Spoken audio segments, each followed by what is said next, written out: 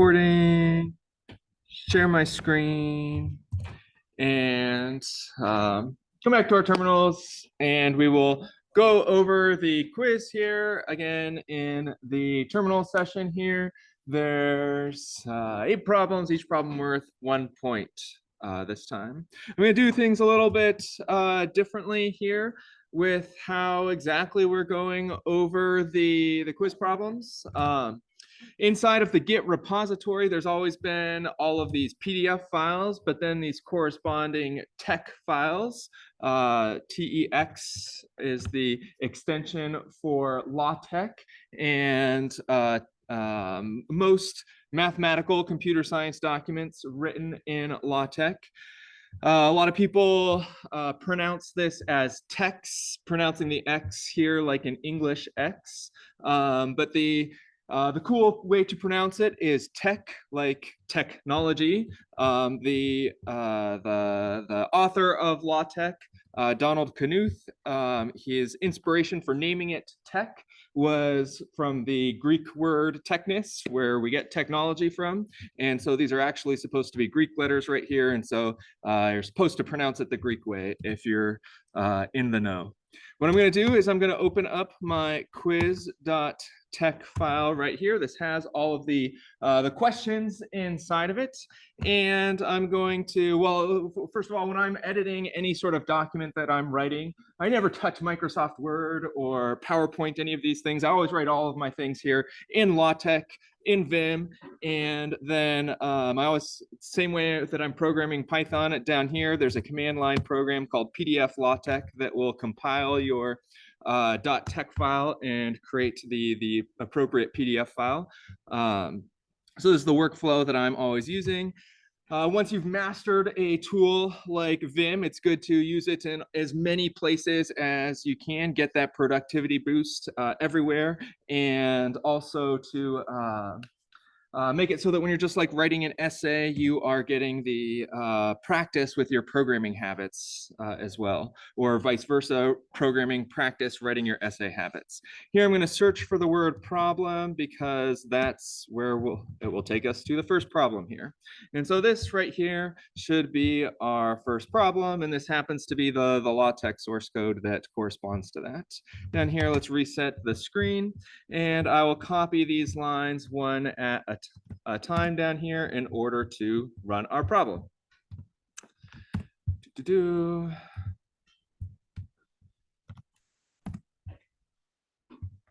Get all of those echo commands down here. And here what this is testing, a couple of things. So just reminder about, we have this output redirection, the double greater than sign over here called output redirection creates the file if it doesn't exist, and appends to the file if it already does exist. Here we have no quotation marks on this line and the single and the double quotation marks on this line. So Hola Mundo and Salve Mundi, they are both going to be a single parameter to the echo program over here. And in this case, there's no dollar signs inside the quotation marks, so they behave exactly the same way. And there's no difference between these two things. Over here, there are no quotation marks around hello world, and so these are 2 separate parameters to the echo program. But in this case, it's not going to matter, because what matters is the total number of lines in the README file, and each echo program always prints out exactly 1 line, no matter how many arguments are passed in. And so if I just run this cat readme like this, we can see that everything here is on its own line. It didn't matter how I put quotation marks up here. And then I do the grep lowercase o right here. And so I'm not looking for individual words that have the letter O inside of it. I'm looking for lines that have the letter O inside of it. And it turns out that our English and Spanish have the letter O, but not our Latin. And so the final answer here for problem number 1 is 2. Any questions about problem number 1?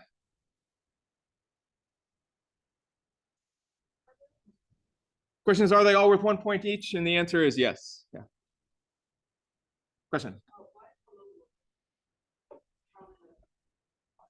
Question is up here, why is hello world being counted as one and not two separate things? And that's the tricky part about this problem, because a lot of times when we did not have quotation marks, they were counted separately, but in this case, they're going to be counted all together, because what the grep command does is it filters on a line by line basis, and it doesn't matter how many times something matches the regular expression right here. As long as it matches at least once, it will print out the line. So hello world happens to match twice here. It has two O's inside of here, so it matches twice right here. But it still only prints out a single hello world down here. Hola mundo also matches twice down here, but it still only prints out a single hola mundo. Salve mundi does not match at all, so it doesn't print that at all. And then the WC-L over here is just counting the number of lines in the output of the grep command right here. So the fact that we had no quotation marks around here and did have quotation marks around here ends up not being important at all for the final result of this program. Lots of very confusing things about the terminal, about these shell commands here to remember. I still get mixed up at times about what's going on in the shell. So it's a very, very powerful thing. And we will see that power here for our Twitter assignment that we're building up to, but also a very finicky thing, easy to not see exactly what's going on here. Problem number 2, I will scroll down just one line at a time here so that it's nice and fast to do that. One thing we might be tempted to do, so I'm getting a little bit meta again about my workflow things. One thing that we might be tempted to do is try to copy and paste all of these lines at once. We've seen that before with these numbers over here. We could turn those off, set no number to turn off those numbers, but it's still not convenient to copy and paste these all of these commands at once down here because of these $ out front. If I try to do that, I'm going to get some error messages about this $. That's actually an intentional feature about why we put the $, why we put these prompts in front of each line. It's because we want to prevent people from copying and pasting, because these commands are potentially very dangerous. That one command here can totally wipe out a computer. It can actually destroy the hardware, turn your computer into smoke if you type the wrong command here. And so by putting these $, we are preventing people having just a little obstacle to copy and pasting, so that you can only copy and paste one line at a time. And so you have to sort of think a little bit about what you're doing here. So just one of the reasons why we never put shell commands without the $ over here. We want to force people to copy and paste one line at a time, thinking about things one line at a time. So here I've done the first 2 lines at this point, our reset line. And then this is the really tricky one right here, creating this variable var with all of these echoes and quotation marks and parentheses and everything else going on here. And before I do this touch var right here, let's just inspect what is the value of the var variable, echo $var, like this. And I'll hit enter, and you can see that there are 2 echoes down here. So why are there 2 echoes? Well, looking at how this is evaluated, recall that the $ right here is going to execute the command that's inside of it and then return that as a string. It's inside of a double quotation mark. Double quotation marks mean we do the $ evaluations. So we will execute this command, and echo echo here just prints out the word echo right there. So this right here evaluates to echo. And then that means that this whole string right here will be echo echo. This whole string right here will be passed to this echo command right here. Again, this is a command that's being run because it's inside the $ parenthesis evaluation. So this echo command right here, since it's getting echo echo as the input, we'll just print echo echo. And so that's what the contents of the var are. It's the output of this command right here. Now the tricky part, well, I know lots of tricky parts. What happens if I touch that? So touch $var like this, and I type ls. There's only a single echo over here because again, touch will first create the file on the first echo, but then there's already a file named echo, so it doesn't create another file. So even though there were two arguments here to touch, even though this var right here was equal to echo echo, so we did touch echo echo, there's only one file being created. And so when I do ls pipe wc-l, we get the answer of 1.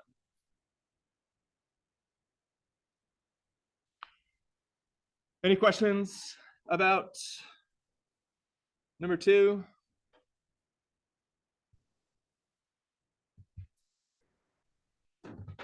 Okay, I'm going to use my Vim shortcuts to jump down to the next problem right here.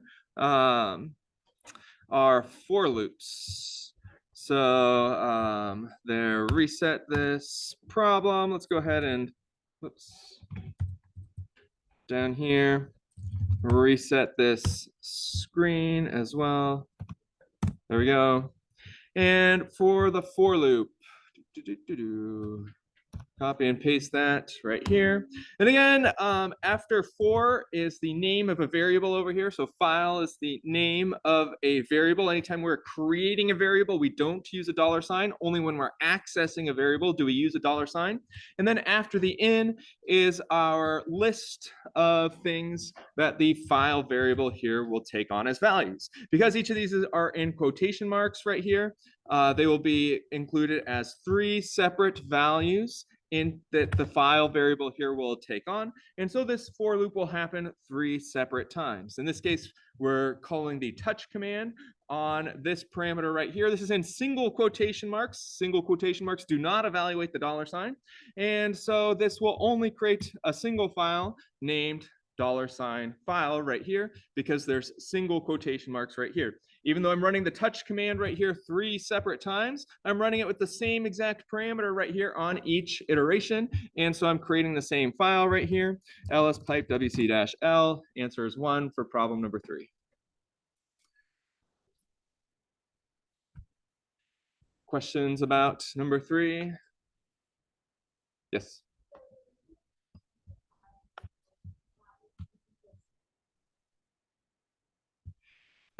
Yeah, the question is we only have one file, $file, because of the single quotation marks here? And the answer is yes. If we were to change this to double quotation marks, then the terminal would interpret this $sign as a variable, and then we would see all of those variables here got created from that for loop. And it doesn't matter what type of quotation mark we have over here. It only matters the type of quotation mark where the $sign appears. Number 4, even more complicated for loop going on. Let's reset this screen. Copy and paste that, again, 1 line at a time.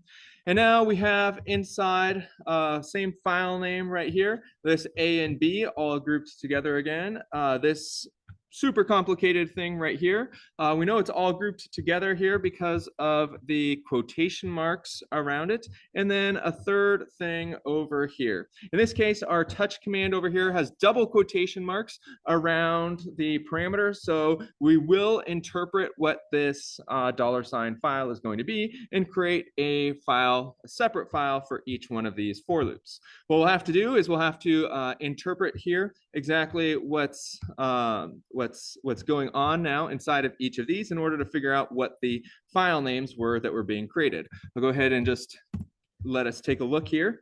This AB right here corresponds to this AB right here, this EF right here corresponding to this EF right here, and then this longer one, C hello world D, corresponding to this long one up here. Again, the $sign parentheses, evaluating this right here, getting us our hello world and including it in this string.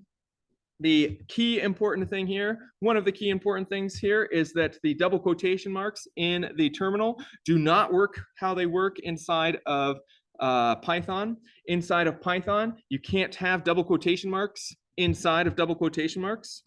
But inside of the terminal, you can do that as long as these double quotation marks right here are contained inside of parentheses. Because they're contained inside of these parentheses, the terminal knows that this is not right here the end of the string, because it's still looking for the end of the parentheses right here. And so this entire thing right here is one chunk. And so when I do ls pipe wc-l, we only get 3 as our result, because this entire thing in the middle is one file name. So the answer for number 4 is 3. Any questions about that?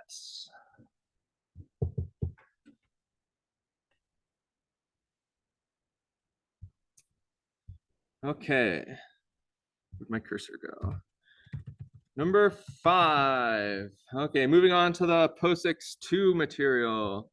Let's reset, copy and paste you, get our foo variable right here, and then let's run this cat command like so.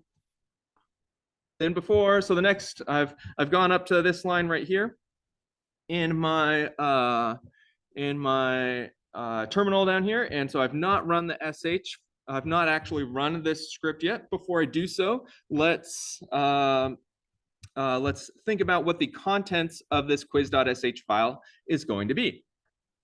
Here, I do not have single quotation marks around the EOF. I do not have single quotation marks around this EOF, so that means this OLA is going to get substituted inside of these foo variables down here. No single quotation marks here means that this will get substituted. I'll verify that by running cat quiz.sh right here, and you can see that the OLAs was substituted down here, and this is before we have actually executed this file.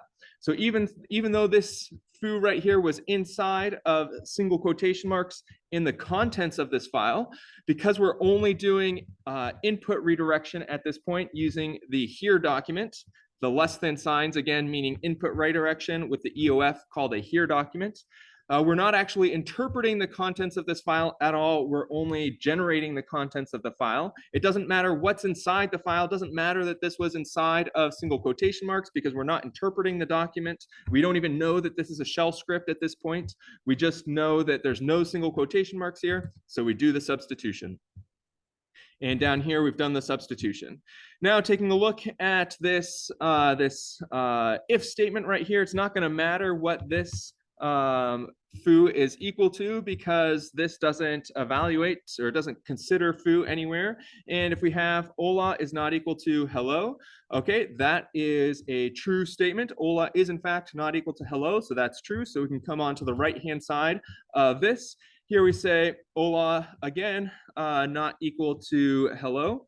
And so this right here would evaluate to true, but we're negating that, so it's false. So I think we get a true and a false, which is a false. So we won't run this command here. We will not touch the if file. If I write ls right now, we currently only have the quiz.sh. Let's try running sh quiz.sh, running ls again, and we still only have the quiz.sh. And so this is the final answer. You need to have the quiz.sh listed in your output and nothing else to get credit for the problem.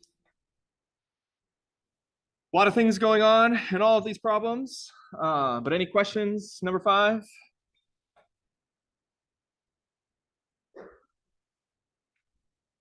Ethan, question?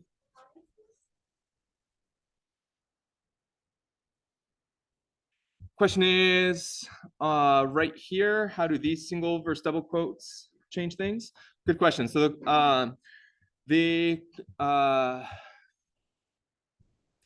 so if we take a look at the contents of the quiz.sh file, the fact that we have single quotes around Ola right here versus double quotes versus no quotes is meaningless.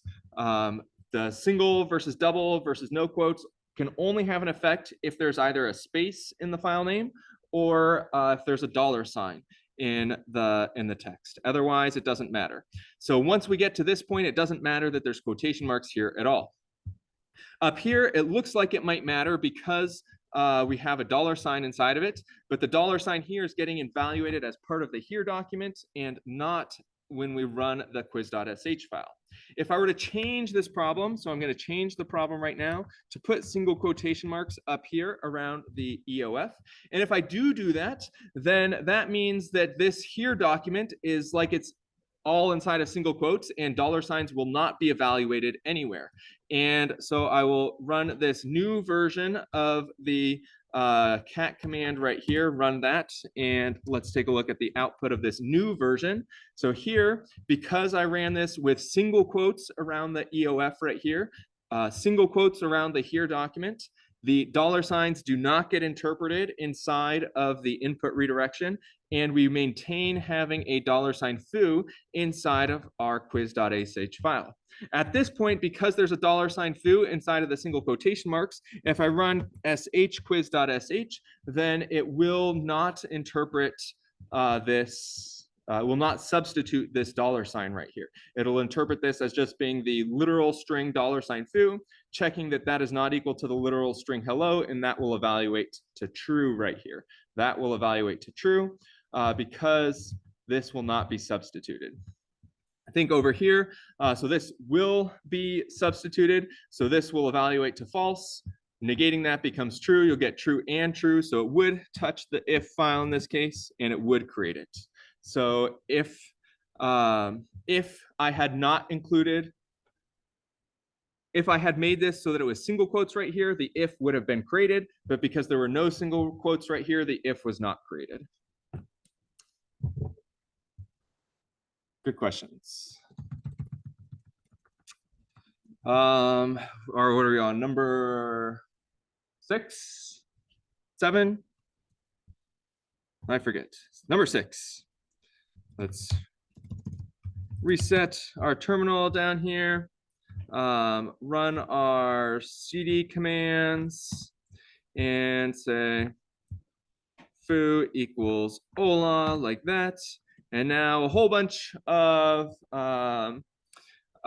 these inline if statements with the ors and the ands that are testing. A lot of things going on here, both your understanding of how the short circuiting works with the ors and ands, that with an or, the thing on the left, if this is true, it's not going to run the thing on the right. With an and, with the thing on the left, if this is false, it's not going to run the thing on the right. And so depending on whether we run these things on the right or not will depend on which one of these files over here get created. Whether we evaluate as true or false will depend on whether each one of these square brackets here gets evaluated as true or false, which depends on how all of the substitution is going to work with the quotation marks, double, single quotes, and no quotation marks. In this case, I feel confident that there is nothing wrong, wrong about copying and pasting all of these things at once. So I will just temporarily delete those $signs so that I can copy and paste all 6 of these lines at once, copy all those down here. And now we will take a look at what actually got created, ls. Line 2, 4, and 5 were created. And so the final answer being 3 for this problem. Why did these lines 2, 4, and 5 get created here on line 2? $sign foo equals quotation mark hola. Doesn't matter whether you have quotation marks or not around strings. They're interpreted as exactly the same thing. So this over here will evaluate to true because foo is equal to hola. Right here, again, on line 4, because it's double quotation marks here, we will do the substitution. So this will evaluate to true. Line 5 right here, single quotation marks, so no substitution. So this is false. And so by the short circuiting, we will run this on the right-hand side. Any questions about number 6? Okay, number 7.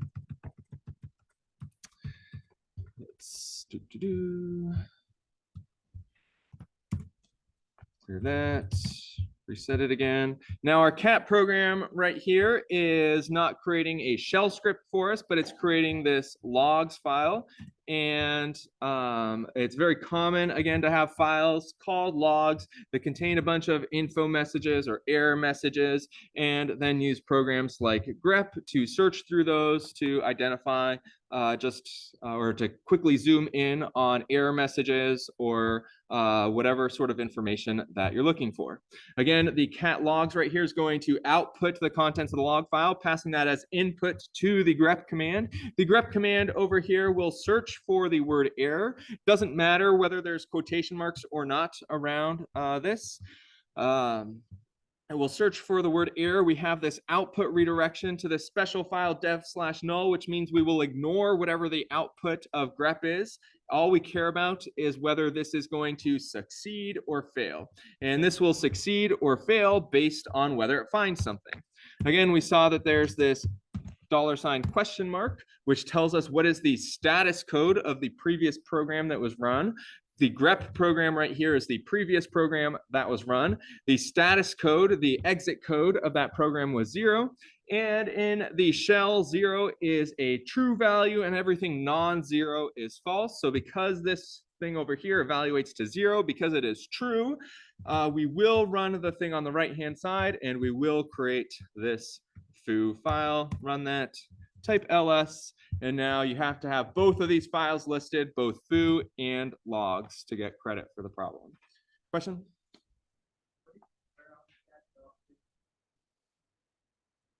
Question is, what if right here there was a double quotation mark instead of a single quotation mark? The answer is that the only difference between double and single quotation marks is if there's a $ between them. In this case, there is no $ between these quotation marks, so it does not matter at all whether it is a single or a double quotation mark. In this case, it also happens to not matter whether we have no quotation marks at all. This will still evaluate to or be a true value right here. It's still going to find the logs file right here. The quotation marks, the only meaning they have is to group things separated by spaces together into a single parameter, into a single file name.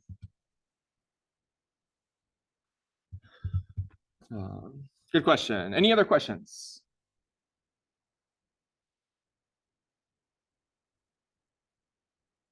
One more problem.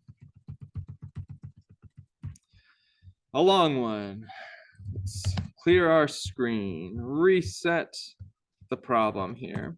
And now we have a logs file that has some different content inside of it here. And then this cat program right here is building up a quiz.sh file that is searching for, or it has 3 different if statements inside of it. Notice that these are all totally independent if statements. They are not else if statements. They are just if statements. And each time here, again, if grep does find something, it will evaluate to true. It will have that 0 exit code. And so it will do the thing inside of here if it is able to find something. I'll scroll up just a little bit so that we can see the contents of the logs file right here. So these 3 lines are the contents of the logs file. And here we are able to find the word error. We do find the word error right here. So this will evaluate to true, and we will create a file called error right here. Down here, we're looking for the word warning, and we do have the word warning inside of this file. Importantly, the word warning does not have to be at the beginning of the file. It can be anywhere in the file in order to match this regular expression. So this will evaluate to true, and we will create the file called warning. And then finally down here with info, we have info in here, so it'll evaluate to true, and we will create this file. Go ahead and run ls. We start off with the logs and the quiz.sh file. I have not yet run the quiz.sh file. I'll go ahead and do that. It's the last 2 lines down here, sh quiz.sh, and then ls. And now you can see all 5 of these files here, the logs and the quiz.sh, what we saw before, plus the error, info, and warning, all created by the final ls command. In order to get credit on this problem, you have to have all 5 of those files listed. I don't care what order you have them listed in, but you have to have all 5 of them there. Any questions on this problem or anything about the quiz? Yes. Question is, how would you search for the word warning just at the very beginning? So let's do cat logs for a second. So here's the contents of the logs. And if we were doing, if we had warning typed correctly, there we go. That does match this line right here. How can you search for warning at the very beginning? The answer is that you would have to use some regular expression knowledge that we haven't covered in this class. But it turns out the up caret like this means match the beginning of the line. And so if you do that, then we get no output down here because warning is not at the beginning of the line. If we were to replace this with info, we would still get the infos matched because info is at the beginning of the line. These regular expression sort of things are things that I don't know. I have the up caret for the beginning of the line. The end of the line is the $sign. I have those memorized because those are the same commands in Vim for moving to the beginning and the end of the line. Vim commands, as much as possible, are trying to be inspired by other programs like regular expressions. Regular expressions came first and then came Vim. And but other than the regular expression commands that if they don't match a Vim movement command, I don't know what they are. And it's the sort of thing that, yeah, people always have to look up in order to do that. But very powerful. Good question. Any other questions? Yes, Henry. Question is dev null, what exactly is it? Let's cat logs here again. So anytime you are outputting and you do not have output redirection, you output to the screen by default. The greater than sign is output redirection, sends the contents of the screen. Instead of going to the screen, it goes to a file. So if I do greater than file like this, then that put the contents of the logs file, the output of the cat command, into this file called file right here. It turns out that there are many special files on Unix systems, on Linux systems. One of the most common of these special files is /dev/null. This is just I mean, it's in some sense, it's a regular file that this is a path right here. We know that it's a path because it starts with a slash. Anything that starts with a slash is what we call an absolute path, that slash is the root of our computer. Then there's this folder right here called dev, and inside of there's this file called null. This is just a special file, though, that is not attached to a hard drive in any way. Anything that gets written to this file will never get saved to a hard drive. It just gets totally discarded. This DEV right here stands for devices. If we were to do ls/, again, this is the root of the computer. Everything attached to the computer is available through slash. If I do ls/dev like this, then these are all of the devices here attached to the computer. Anytime on a Unix system you are accessing any device, it always is using the same file operations that you use to access like actual file names.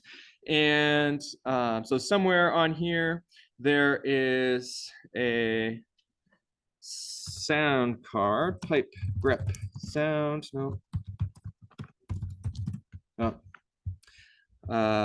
I don't remember the name of the device for the sound card, but if I were to send a bunch of text commands into the device for the sound card, where the Lambda server is located in the IT office, I could make a whole bunch of beeps going off in there and annoy those people. But everything is in Linux systems is just a file, and they're all accessed through this DEV device folder. And /dev/null is just a special example of that. The key takeaway is that if you output redirect to dev null, then you are not going to you're not going to see the output.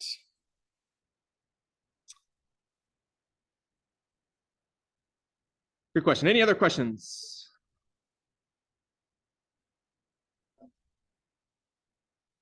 Okay, total your points up out of 8 and get those passed up to me.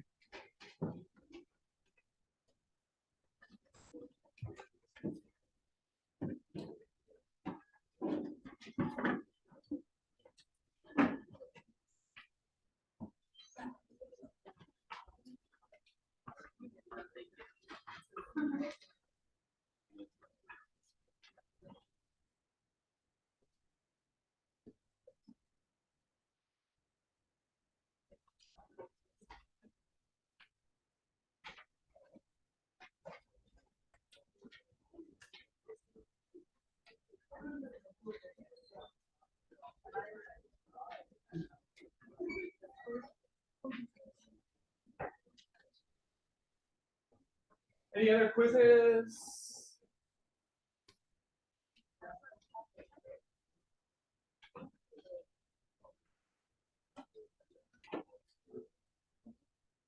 Any more?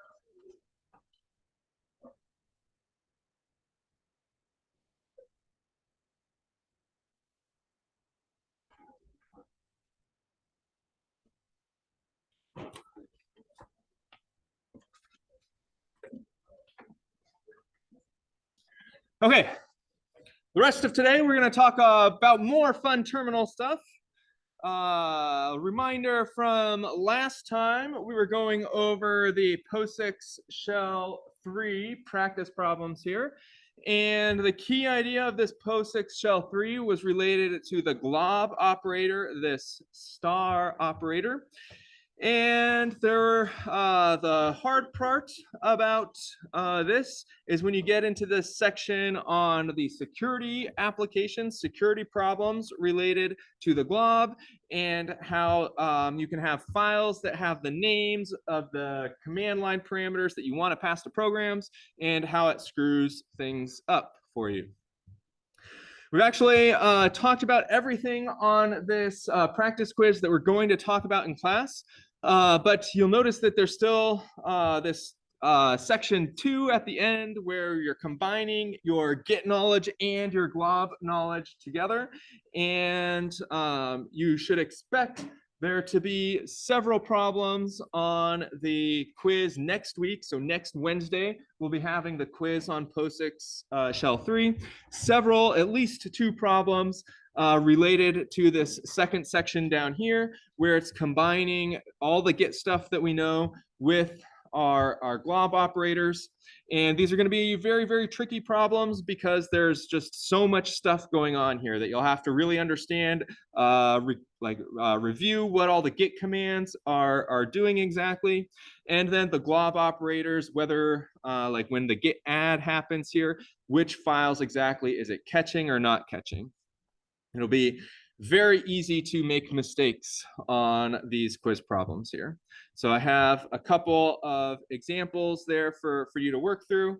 But for the actual quiz, it'll be just arbitrary things where I'm combining our Git knowledge and glob, and you'll have to work through that.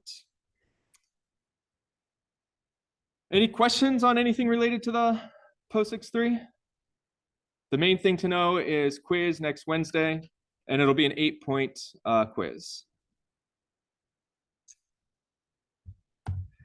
Coming back over to our GitHub repository, there's a new topic 10 posted here called MapReduce. So this is going to be the topic where we are finally getting to work on that large Twitter data set and combining all of the things that we've talked about with shell scripting together to create programs that will efficiently work and efficiently calculate cool things on our Twitter data set using a technique called MapReduce. Before we talk about that, though, one follow-up announcement that I wanted to make. Last time we talked about the LeetCode extra credit, and a couple of students have already done that, which was great. But I also wanted to extend this extra credit. Last time I made it so that it was only applicable just to homeworks. Some students suggested that I should extend that to labs and quizzes as well, and that was a great idea. So any particular assignments in this class, if you've missed points for any reason, you can make up those points by doing LeetCode problems. But as before, the points from one LeetCode problem can't be spread across multiple different assignments. If you've missed points from multiple things, you'd have to do multiple LeetCode problems. Question?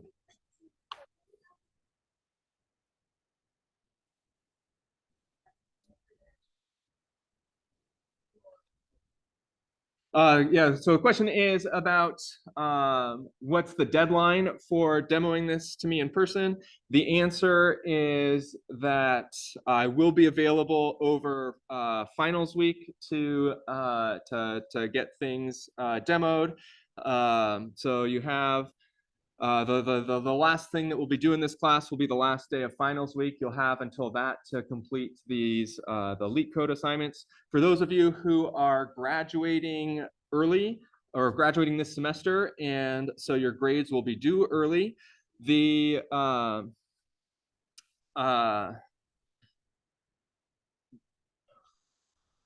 yeah, I don't have a concrete specific due date for you all, but it will be easier to get those demoed before my baby is born rather than after.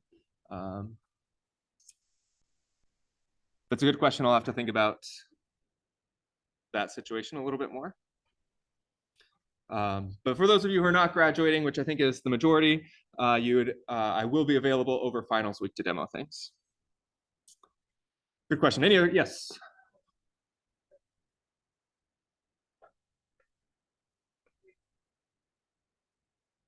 Question is, can you use LeetCode questions that you have done in the past? And the answer is just redo the question.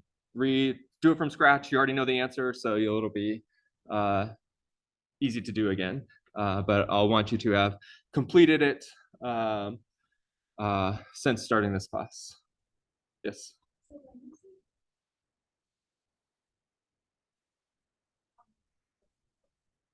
Question is, what exactly does demo mean? The answer is you complete it on your own time and then show it to me, and I'll take a look at it, maybe ask you some questions.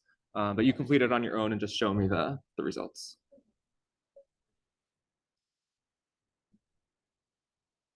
If I am not satisfied with your explanation, then you won't get the points. It'll be all or nothing. Yeah.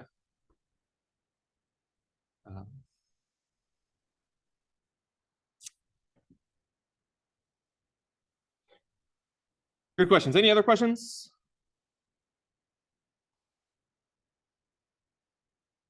Yeah, I don't know if I highlighted this about the instructions last time, but there are answers to all of these LeetCode problems just posted on the internet in various places.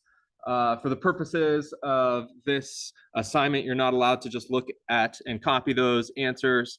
You're also not allowed to collaborate with other students on these. But again, the intention is supposed to be like you are showing up at Google and they say, okay, go complete as many of these LeetCode problems as you can in the next hour, and then we'll walk through your results. So trying to mimic that interview sort of environment, maybe without the time pressure.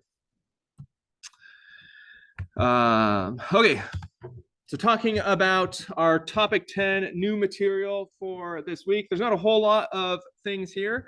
The lab and the homework assignment for this week, they're not posted yet, but they're going to be reviewing, sort of incorporating all of the POSIX material that we've been talking about so far and the little bit of new material that we have today. The first new thing that we have today is about file permissions and who has access to do what to a particular file on the Lambda server or in a computer in general. I'm going to explain this over here in the terminal, how to interpret these file permissions. Right now we're in the quiz folder. These are the different quiz or the different files that we have created so far from the quiz.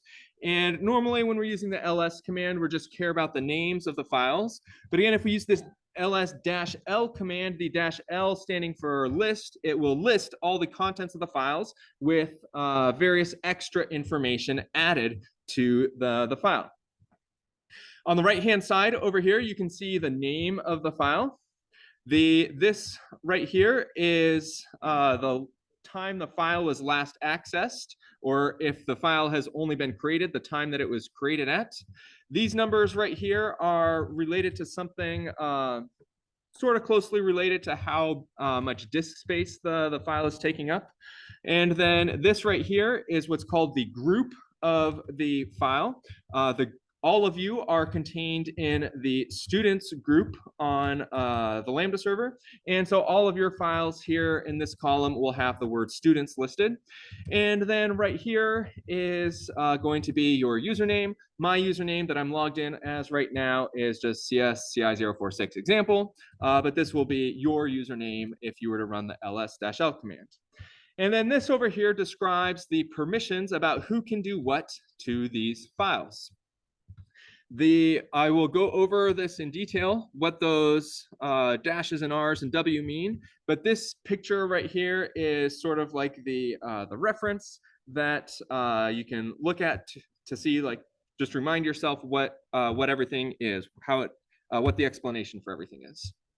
The first thing over here, this dash is the type of the file. So a dash over here just means that it's an ordinary file. If I create a folder, make dir test ls-l, then you can see for this test folder right here, we have a D over here on the left-hand side, the very leftmost column, instead of a dash. The dash and the D, by far the two most common things that you'll see over here, but there's lots of other very special file types that could be different over here. The most important things are going to be these next 9 flags over here. And these 9 flags are divided into groups of 3. So looking at this picture over here, they're divided into groups of 3. And they go from left to right in terms of most specific to most general. So these left group of 3, this left group of 3 right here, these are the permissions that you as the owner have to this file. Whoever sits right here, the leftmost thing over here corresponds to the leftmost thing over here. Then the middle over here is what everybody in your group has access to this file. And the rightmost thing over here is what everybody in the world, everybody with an account, has access to this file. There's 3 different permissions that you can grant. There is read, write, and execute permission. In this case, we are allowed to read and write this file right here. We're allowed to read and write it because we have both the R and the W permissions. If I were to do something like open up Vim, air, and write hello world, escape colon WQ, no error messages there happened because I have write permission to this file. If I were to take away write permission to this file, then I would no longer be able to do that. So I could do chmod. In order to change the modifiers, everything over here is called a modifier of the file. In order to change the modifier, you use the chmod command.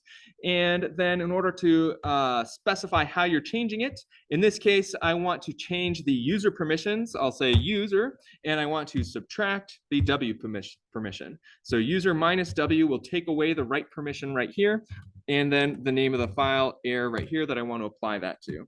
If I now do ls-l, no write permission right here. And so if I open it up in Vim, I'm still allowed to open it in Vim because I'm not writing things yet, but you'll see down here it says read only. And if I try to say delete that, escape W, we'll get this error message down here saying read only option is set. And so we can't actually write to that file. It's rare that you would want to remove write permission from a file to yourself, but more common for like the groups and the user or the group permissions and the all user permissions to not have write permissions to that file.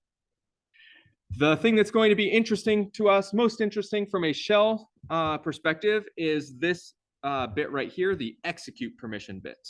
If this is set, it'll have an X right here. If it is not set, there will be no X right here. And as we're writing shell scripts, we will need to be able to execute those shell scripts.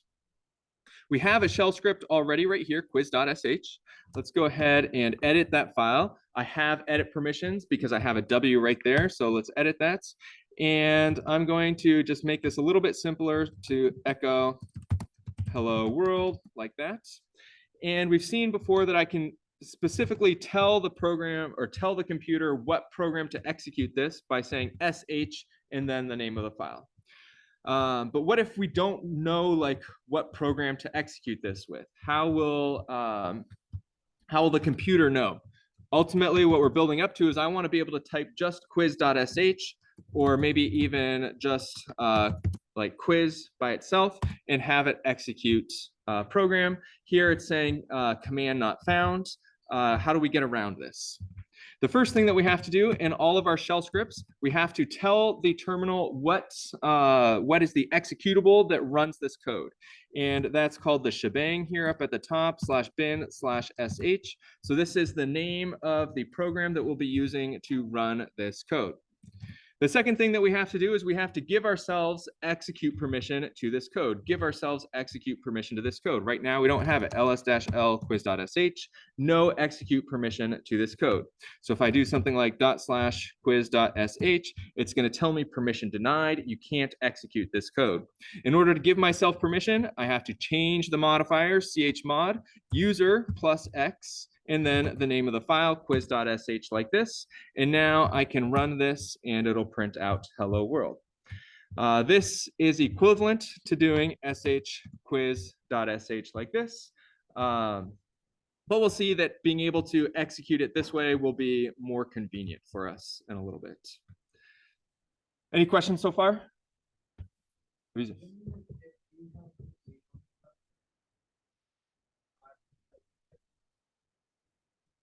So the question is, who is allowed to change the permissions of a file? And the answer is that only the owner of a file is allowed to change the permissions. So here, CS46 example is the owner. I am currently logged in as CS46 example. And so I can change the permissions however I want.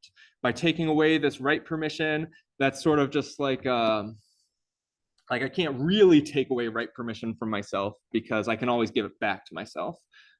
It's just like if you have a file that you're pretty sure you don't want to overwrite, you can prevent yourself from accidentally overwriting it by taking away the write permission. If I were to look at the slash folder here for a second, what did I do? Actually, we'll look at /data/ the Twitter data set here, -L. This will take a second for it to spin up the hard drives. But these are things that I don't have permission to write to, and I don't have permission to change the modifiers of. They're taking a long time.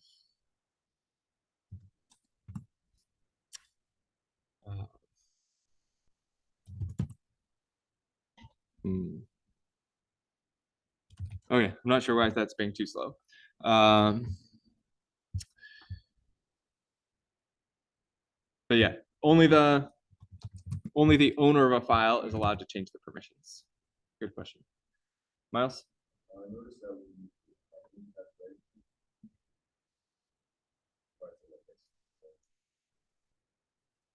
So here, related to what we were just talking about in this error file, I only have read permissions to this error file right now. If I open that inside of Vim and change it, save it, we get the read only option is set. And so it's saying we can't write to it, but it does have this option to override down here because I do own the file. I can change the permissions for me just inside of Vim. And so if I did wbing like that, then it temporarily changed the permissions to be able to write to it. But the permissions down here still saying read. So by deleting the write permission, it's not something that you normally do for your own user because it's you can't like actually enforce that. But here, the other people who can read this, they definitely can't write, and there's nothing they can do to give themselves right. Question?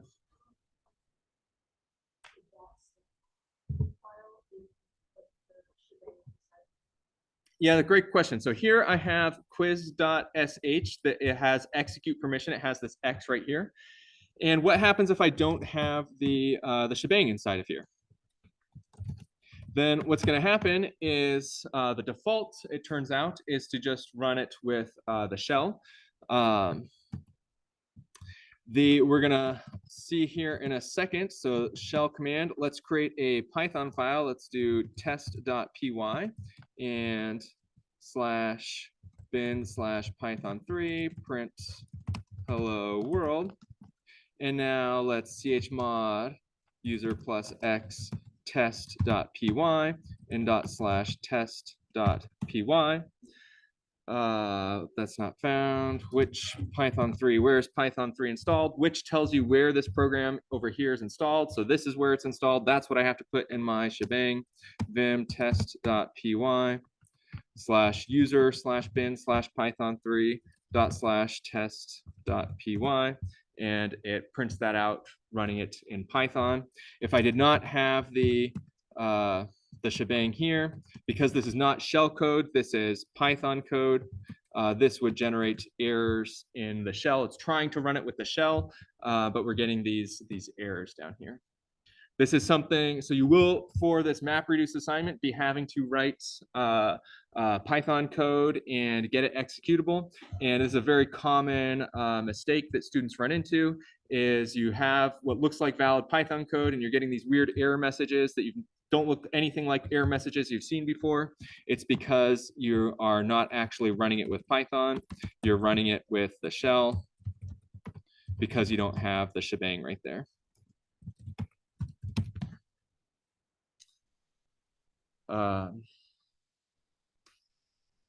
The lab again is going to go over these permissions in more detail. One thing that I want to highlight here is about processes, something that we haven't talked about yet. In the computer science world, Linux in particular, this test.py is an example of a program because it's just sitting on the hard drive. It's not actually running yet. When we run it, then it becomes a process. I'm going to open up this quiz.sh and let's put this inside of an infinite while loop. While true, do echo hello world, sleep one, done, like this. And /quiz.sh, we can see that it's printing out the hello world over and over again like this. So this is a running process right now that is corresponds to this program right here. There are two ways to stop processes. I've been using both of them in class, but we haven't talked about in detail. One is the Control-C command, Control plus C. This stops and kills a process, stops and kills a process. The other way of stopping a process is Control-Z, Control plus Z, which stops a process without killing it.